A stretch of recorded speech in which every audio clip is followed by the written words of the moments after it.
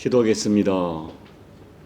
하나님 아버지, 이렇게 저희들 이 새벽에 하나님을 찬양하고 예배의 무릎을 꿇게 하심을 감사드립니다. 아버지 하나님, 저희들 이렇게 오래 예수님을 믿어도 여전히 지혜가 부족하여 하나님 말씀을 따라 인생을 살기보다는 세속적 가치관으로 살아갈 때가 많음을 고백합니다. 이 새벽에 우리의 귀를 열어 세상 소리와 하나님의 소리를 구별하게 도와주시고 용기를 내어 하나님 말씀을 따라갈 수 있는 저희가 될 수 있도록 은혜 베풀어 주옵소서. 엎드려 간구하는 교우들의 간절한 간구가 하나님의 긍휼을 입도록 은혜 베풀어 주옵소서. 예수님 이름으로 감사하며 기도하옵나이다. 아멘. 마태복음 18장 1절부터 6절까지 우리 함께 합독하겠습니다. 그때의 제자들이 예수께 나와 이르되 천국에서는 누가 크니까?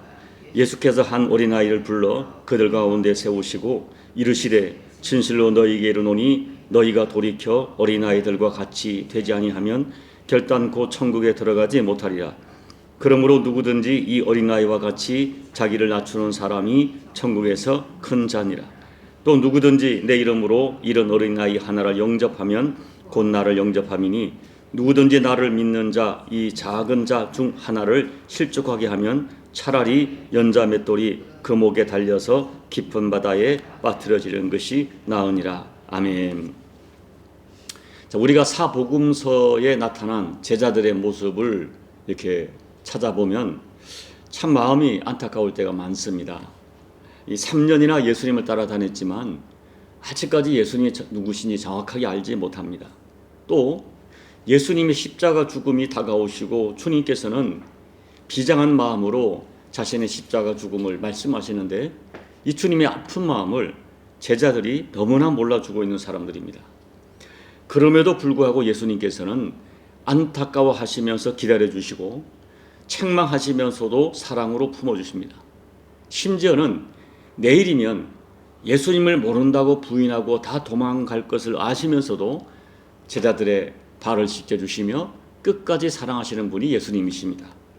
자, 오늘 말씀에서도 제자들에게 너무나 실망스러운 모습이 발견됩니다. 마태복음에는 오늘 말씀의 배경이 자세히 기록되어 있지 않지만 마가복음과 누가복음에는 오늘 말씀의 배경이 자세히 기록되어 있습니다. 누가복음 9장 46절을 보면 제자 중에서 누가 크냐 하는 변론이 일어났다고 했습니다. 마가복음 9장 34절 말씀을 보면 제자들이 길에서 쟁론을 했다고 기록하고 있어요. 이 쟁론이란 말은 단순한 토론이 아닙니다. 이 격렬하게 다투면서 벌이는 논쟁을 의미해요. 그렇다면 제자들이 무엇 때문에 이렇게 격렬하게 논쟁을 했을까요? 하나님 나라를 위하여 논쟁하고 쟁론하는 것입니까? 아니에요.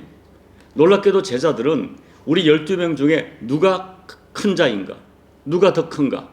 이런 것을 가지고 격렬하게 토론하는 것입니다. 성경학자들은 이 제자들이 쟁론하는 배경에는 변화산 사건이 관련되어 있다고 해석을 해요. 변화산에는 예수님께서 3명의 제자만 데리고 갔습니다. 그래서 3명의 제자만이 그 예수님의 그 빛나는 해같이 빛나는 영광을 보았고 모세와 엘리야를 보았고 하늘에서 들려지는 소리를 들었습니다. 이것을 경험했던 3명의 제자들은 다른 제자들이 경험하지 못한 신비한 경험을 한 것이 자신들을 스스로 다른 제자와 차별화하고 우월감을 가지는 이유가 되었을 것이라고 해석합니다.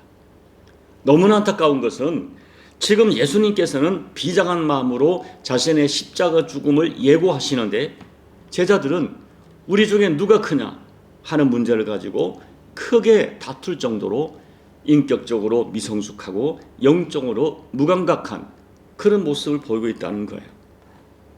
여러분, 사실 누가 크냐 하는 문제는 창세기 3장에서 타락한 이후에 인간들이 가지는 본능 같은 성향이에요. 이 누가 크냐 하는 논쟁의 배후에는 사람들 간에 비교하는, 내가 너보다 우월하다는 비교의식이 깔려 있습니다. 그래서 사람들이 모이는 공동체는 이런 기싸움이 분명히 존재하면서 갈등 구조를 만들어 갑니다. 분명히 그날 변화사를 경험한 세 명의 제자들은 자신들이 다른 제자보다 주님께 더 인정받고 있다, 주님이 우리 세 명을 특별히 생각하고 있다 하는 무의식적인 우월감에 사로잡혔을 것이고, 변화산에 올라가지 못했던 9명의 제자들은 소외감과 섭섭함이 작동해서 아마 서로 누가 크냐 문제를 가지고 격렬하게 감정적으로 다투었을 거예요. 중요한 것은 누가 큰 자인가 하는 이 문제는 전혀 성경적이고 신앙적인 가치가 아니라는 거예요. 누가 더 많은 것을 가졌는가? 누가 더 힘을 가지고 있는가? 누가 더 많은 지식을 가지고 있는가? 심지어 누가 영적으로 탁월한 은사를 가졌는가?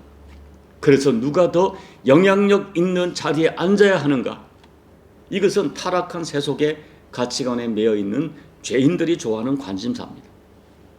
사람들이 무의식적으로 좀 더 크고 좋은 집에 살고자 하고, 좀 더 보다 나은 좋은 차를 소유하고 싶어 하고, 보다 좋은 어떤 명품을 가지려고 하는 그 배경에는 유치해 보이지만은 사람들의 무의식 속에 존재하는 누가 크냐 하는 가치관의 표현입니다. 그래서 사회적 신분으로 다른 사람을 얕잡아보고, 출신 학교와 배경으로 사람을 평가하고, 소유의 많고 적음으로 사람을 차별하는 가치관은 분명히 세속적 가치관이고 죄인들의 가치관입니다. 이런 가치관이 인류를 범죄하고, 이런 비교의식이 우리 인생을 불행하게 합니다. 예수님의 제자들도 이런 세속적인 가치관에서 벗어나지 못했기 때문에 지금 누가 큰 자인가 하는 문제를 가지고 쟁론하도록 격렬하게 다투는 거예요.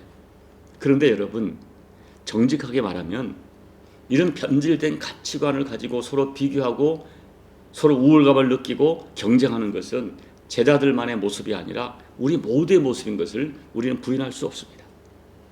오늘 현대교회의 비극, 현대 크리스찬들의 비극은 내가 예수 믿고 거듭났다고 하지만 여전히 하나님 나라 가치관이 아닌 세속적 가치관을 가지고 교회 생활을 하고 있다는 것입니다. 그래서 교회도 은근히 계급이 되어 있어요. 직분이 계급이 되어 있습니다. 그리고 교회 크기가 목사들의 어떤 영성을 비교하는 것처럼 목사들을 비교하는 그런 모습이 되어버렸죠. 교회 타락은 교회가 하나님 나라 성경적 가치관을 포기하고 세상의 가치관을 그대로 교회에 가지고 있기 때문입니다. 그래서 제자들조차도 지금 예수님의 죽음을 앞둔 시점에서 이 세속적 가치관으로 누리 중에 누가 크냐 하는 어처구니 없는 논쟁을 하고 있는 것입니다. 사랑하는 여러분, 그런데 여러분, 내가 진짜 어떤 사람이 진짜 예수님을 영접하고 거듭난 사람에게 찾아오는 또 하나의 본능 같은 영성이 무엇인지 아십니까?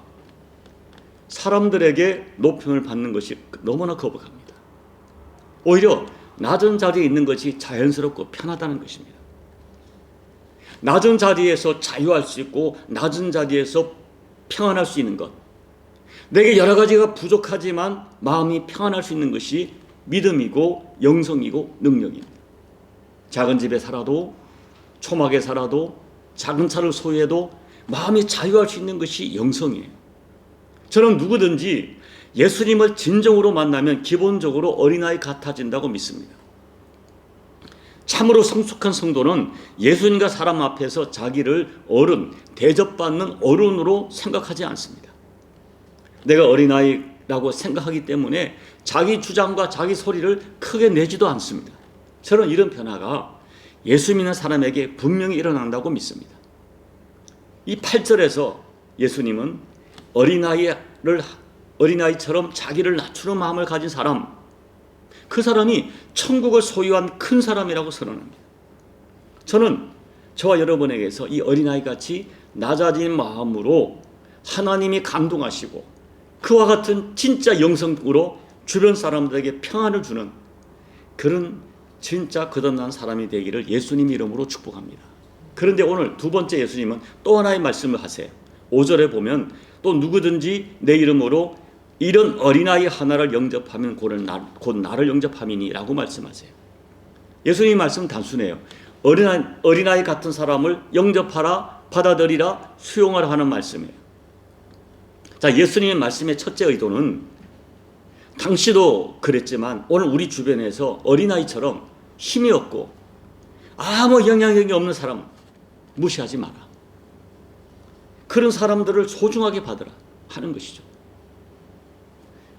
그와 같은 사람, 힘없는 사람들을 주님을 영접하는 마음으로 받아들이라는 말씀이에요. 여러분 정말 그럴 수 있겠습니까? 오늘날 교회가 그런 모습으로 사람을 받고 있습니까? 우리가 이것을 진지하게 생각을 해야 돼요. 한 번은 제가 부목사 때입니다. 교회에서 이제 그날 주일날 예배가 다 끝나고 교역자 회를 하는데 어떤 목사님이 담임 목사에게 보고를 해요. 목사님 오늘 정말 좋은 사람이 왔습니다. 우리 교회에 정말 좋은 사람이 왔습니다. 그 사람은 대학 교수였어요. 대학 교수하고 세상적으로 영향력 있는 사람이 오면 좋은 사람이 오는 것이고 아무 힘이 없는 사람이 오면은 정확한 보고조차 드리지 않습니다. 이게 우리들의 모습이죠. 그리고 또 하나의 오늘 주님의 의미, 어린아이의 속성을 가지고 의도적으로 말씀을 하신 것 같아요. 너희들 봐라.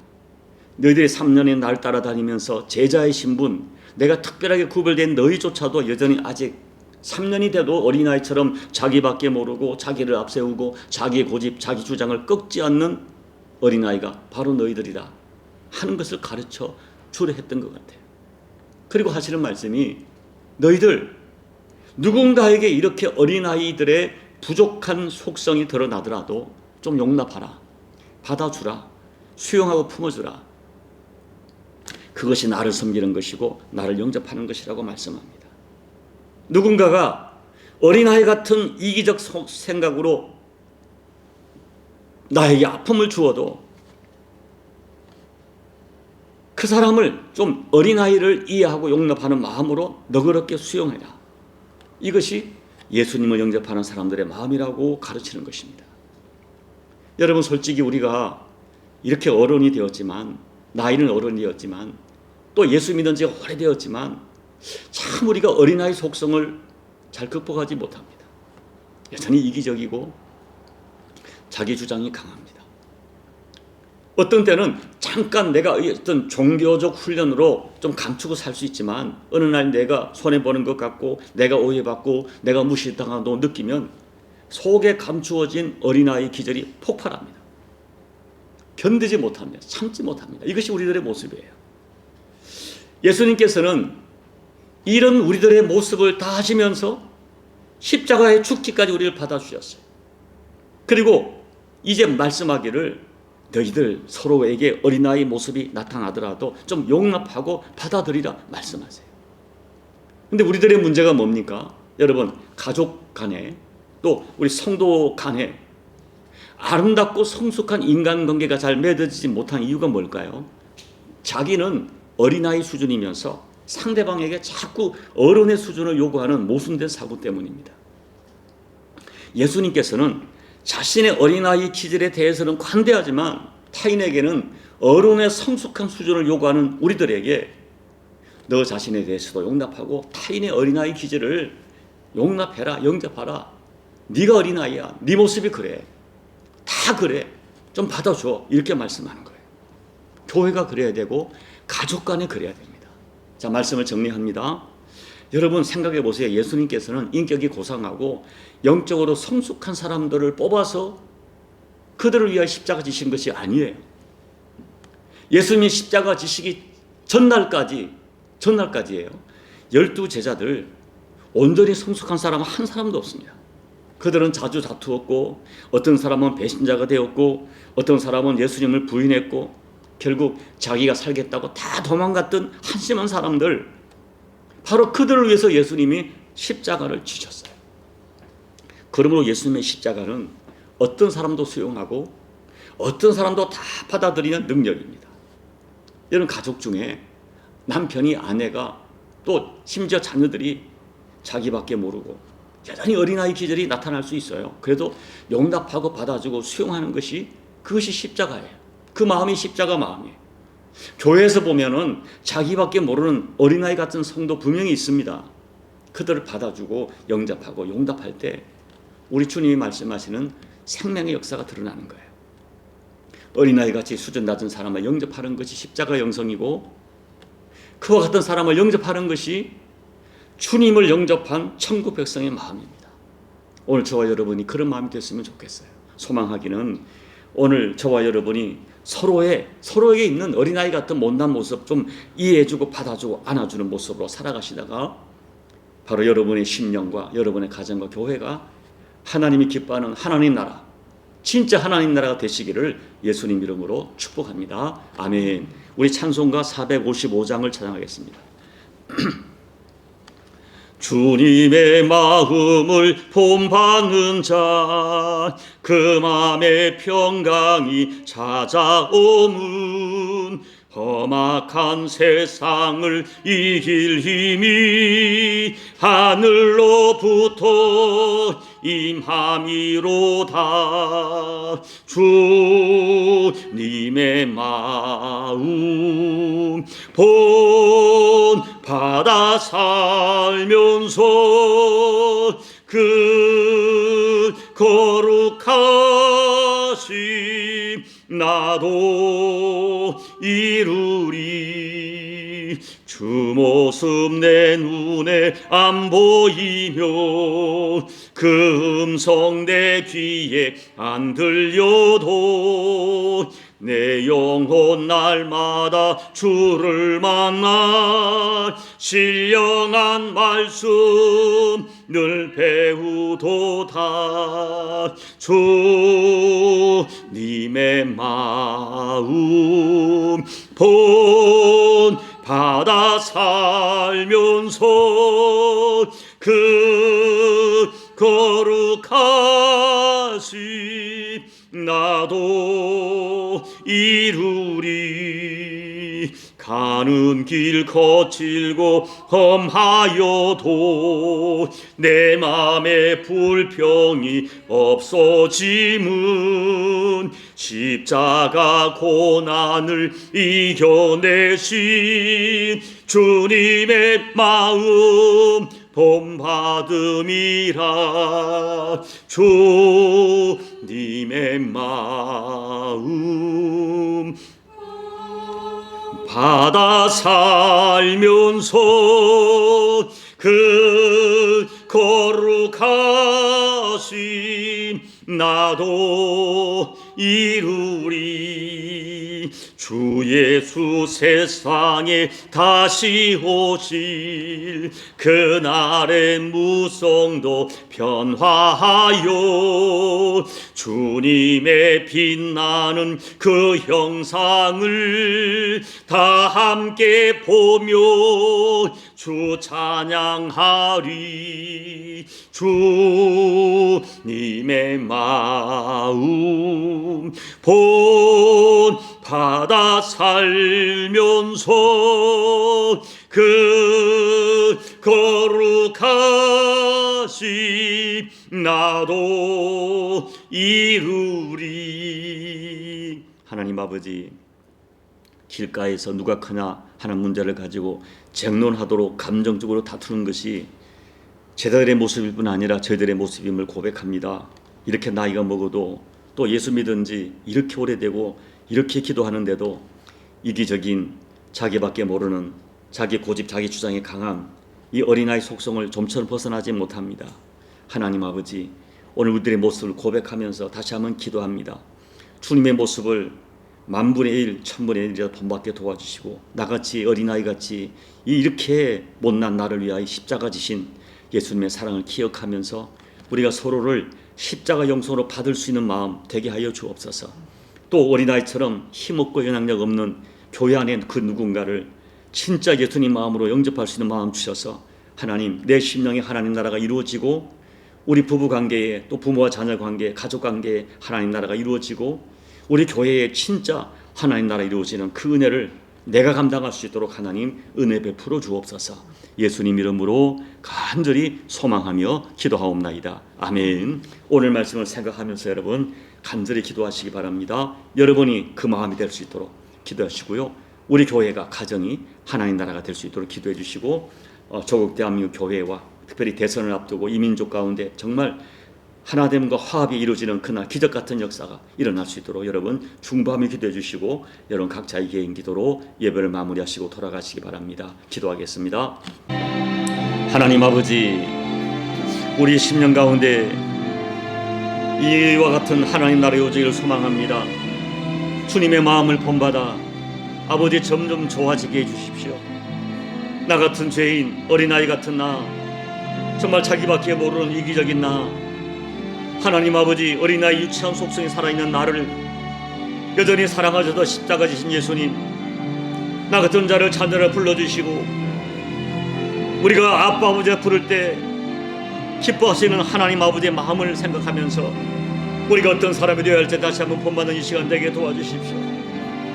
교회 안에 가정 안에 어린아이처럼 힘없는 자들을 받아들일 수 있는 영성이 되게 도와주시고 우리 교회 공동체에서도 하나님 아버지 정말 어린아이처럼 힘없는 사람들, 어린아이처럼 자기밖에 모르는 사람들, 이기적인 사람들, 자기 고집이 강한 사람들 받아주는 마음으로 하나님 서로가 십자가를 짐으로 말미암아 아버지 우리 가정이, 우리 교회가 또 이 민족의 교회가 하나님 나라의 이루게 도와주시되 무엇보다 내 심령 속에 하나님 나라 주님의 심령을 가지는 마음을 가져서 이 하나님 나라를 이루는 아버지의 작은 제물로 쓰임받으며 하나님 일할처럼 하나님 아버지 죽어질 수 있는 제 마음이 될 수 있도록 아버지 역사하여 주옵소서. 이 새벽에 하나님 아버지 우리의 심령마다 아버지의 마음을 소유하게 도와주시며 아버지의 심령을 가질 수 있도록 하나님 역사해 주시기를 하나님 앞에 간절히 기도하고 소원합니다. 주님 잘 되어지지 않습니다. 아버지 스스로 아버지 낙심하고 우리가 주저앉는 것 또한 우리 마음에 어른처럼 대접받고 사람들에게 인정받을 마음이 살아있기 때문인 것을 고백합니다. 주여, 내가 어린아임을 깨닫게 도와주시고 우리가 서로를 받으시는 마음 더해 주셔서 아버지 제 10년과 가정과 교회 가운데 남은 이 목양의 일정 가운데 하나님 나라를 소유할 수 있도록 하나님 역사하여 주옵소서. 아버지 그 마음으로 기도하게 도와주시고 그 마음을 소유하고 하는 자에게 그 마음이 진정으로 소유될 수 있도록 하나님 은혜 베풀어 주옵소서. 이 새벽에 엎드려 간구하는 교우들의 모든 간구를 아버지 응답해 주시고 강력한 하나님의 임재가 성령의 임재가 있어 이 새벽에 영으로 기도하고 영으로 주님 만날 수 있도록 하나님 은혜 베풀어 주옵소서.